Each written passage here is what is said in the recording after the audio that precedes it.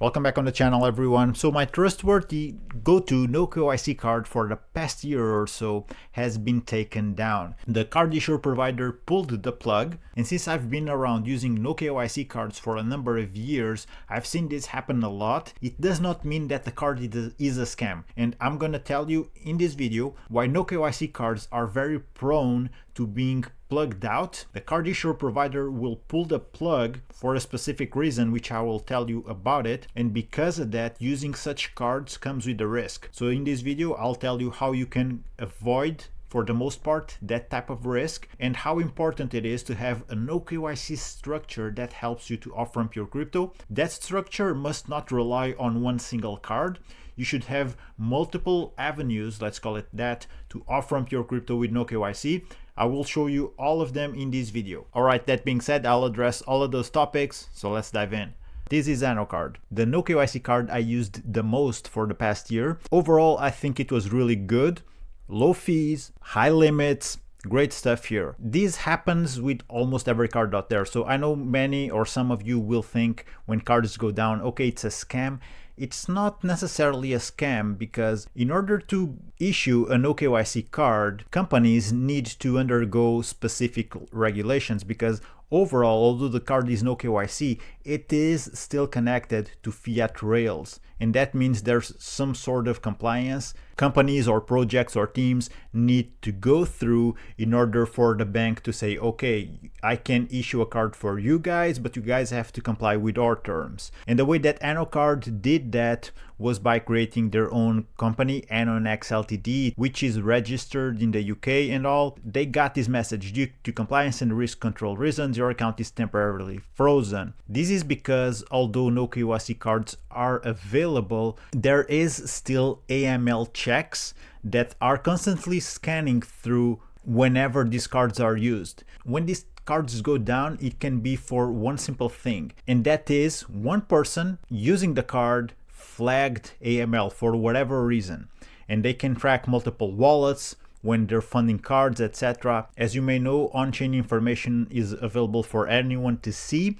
If the wallet that funded the card is linked to suspicious activity, it has been interacting with some other wallet involved in, for example, shady things, like for example an exchange hack, some sort of exploit, some sort of shady activity that has been denounced, and there are clearly connected wallets. If those flagged wallets will then be tracked funding a no KYC card, that KYC card will go down. They will pull the plug on it, okay?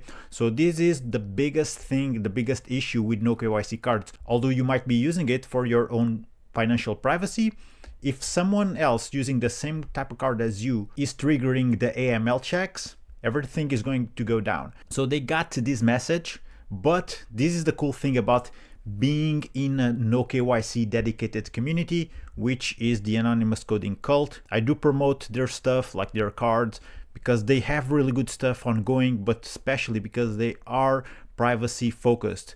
If you are a crypto user and you want to be on top of your game when it comes to using your crypto privately, I would definitely recommend you to check out what they're doing here, join the community. It's completely free. They have a bunch of tools, not only no KYC cards, but several other ways you can off-ramp your crypto and increase your privacy online. So they have a bunch of cool stuff going on. Go ahead, check it out. And another of the coolest things is that you can see how quick they were to react. So the card provider pulled the plug, right? And hours later, they were already providing users in the community with some options. This is one of such options. They also provided a PayPal card that you could fund. These were just short-term solutions, of course. And right now they're having more serious solutions coming out really soon. So this is one of them, Zero ID. It's very close to being finished. But in this video, I'll show you other ways you can use to off-ramp your crypto, because like I said in the beginning, you need to have a card up your sleeve if you're going the no KYC route. This is something that will eventually happen. I saw this happen with other projects. Some never get back up. I even did a video about my top picks of no KYC cards back in 2025, and I showcased BitStore because of that. BitStore was also a very reliable one until it wasn't. And everyone lost their funds because of that. It just takes one person using the card, triggering that AML check, and they will pull the plug. That's how Visa and MasterCard work. So be very wary of that. Whatever no KYC card you are using, this is the worst case scenario. I can even show you here. So this is the card I had funds on, and I have this service note. We are currently experiencing a serious issue that has affected all our cards at the moment. Cards are not working and access is temporarily frozen. So knowing this, if you have issued any of these cards, stop using them. Do not top them up. Your funds are frozen or gone, hopefully frozen, but like I said, I've seen this happen before with other cards. None came back. So let me show you here some of the spending that I had on this card. So I had a couple dollars back in. Type of transaction return. So now everything is at zero. They took the whole thing out. So whatever amount I would have here, it would be gone. And that leads me to a very important point. When you're using these cards, you gotta use them as a burner card. Although this was very good because you could top it up regularly, most of other no KYC cards don't allow you to do that. You have to spend it until it goes to zero and issue a new one. This one was different in many things, and that was one of the biggest perks of it as well. But sadly, they pulled the plug, and that is one of the risks involved, or the biggest risk involved with no KYC cards. If someone does some shady thing, they will pull the plug. And everyone who is involved in issuing cards, in this case through Anonex Ltd, is affected by it, okay? So usually this happens quite a lot when no KYC cards start to get traction, because they get popular, more people on board, and with that comes a bigger risk of someone doing something sketchy, trying to evade law enforcement, taxation, maybe do some shady things like money laundering. And if that is the case and they are suspicious about it, they will pull the plug. Now, I could go into further depth about what no KYC is and AML, because they're not exactly the same thing.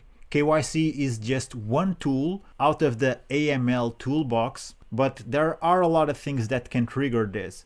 If you want me to do a video more specific about that, drop a comment, let me know about it. And I can go in further detail and explain a bit better, a bit deeper how this works. But it goes to show no KYC cards are very convenient, but this is the dark side of it. I've seen a number of these go down through the years. Another one that had some issues with this, but they bounced back, not as strong as they were before, but they did bounce back, was SoulCard. So SoulCard, I don't know if you ever heard about this. I also brought this card here on the channel. This was probably the most popular card on Solana. They are still running. The thing is that they were fully no KYC before, and after they got pressured by regulations and their card provider also put some pressure on them, they had to go another route and they had to go KYC. So there's still a no KYC option to SoulCard. I'll put a link below if you want to use it. It's much more limited, but SoulCard is still a reliable one and it works. So you see, this one is the virtual no verification. It has lower limits, a really high top-up fee because of that, but it has been working for a long time. There are others, okay? If you want me also to do a video about the best no KYC cards that are currently working, let me know in the comments and I'll do a video about it, all right? The way I work around this is that I have my full own no KYC crypto structure deployed. I have always a card up my sleeve, I have a list of ways, a list of routes I can go to off ramp. And once you have that structure deployed, if a road is blocked, you can choose another one because you have alternatives, okay? Now about AnoCard, once again, well, not AnoCard itself, but this is a community which has a ton of no KYC stuff, all right? It's not just AnoCard. They have a ton of stuff ongoing. And by the way, you see this new gift card purchase? This is an alternative that most people are not aware of. This is probably the easiest way you can go and use crypto with no KYC is by issuing these gift cards. The Anonymous Coding Cult community, they also have that ongoing, but there are other platforms who also offer that. Probably, let me show you here, the most popular one is Bitrefill. So this is it. They have a ton of options here, no KYC cards that you can buy with crypto. It's also a good platform, you can go there. And probably whatever you need to buy with crypto, you can find it here. Now that being said, you can do just the same thing with the anonymous coding cult just by using AnoGift, which is essentially a Telegram bot that works just the same way as AnoCard, but it's dedicated to gift cards. You can get prepaid cards. Make sure you choose your country before though, alright? The cards that you can get here through AnoGift are essentially the same you can get here on Bitrefill, for example. So with Bitrefill, you can also pay straight up with crypto, but the thing with AnoGift is that it goes through a Monero layer. Everything of these no KYC options that you get from the anonymous coding cult go through necessarily a Monero layer. That's why it can be a bit more pricier, but you have that extra privacy layer that only Monero grants. That's the only significant difference between issuing a card through AnoGift or going to a website like Bitrefill, for example. And these are alternatives to no KYC cards that still allow you to off-ramp crypto privately. I'll probably do a video in the future fully dedicated to a list of different places you can go and issue no KYC cards with. But this is it for today, guys. I hope you took value from the video. If you have any questions, as always, let me know in the comments. That being said, guys, thank you for watching. I'm going to wrap this one up. Take care, keep exploring crypto, and I'll see you in the next one.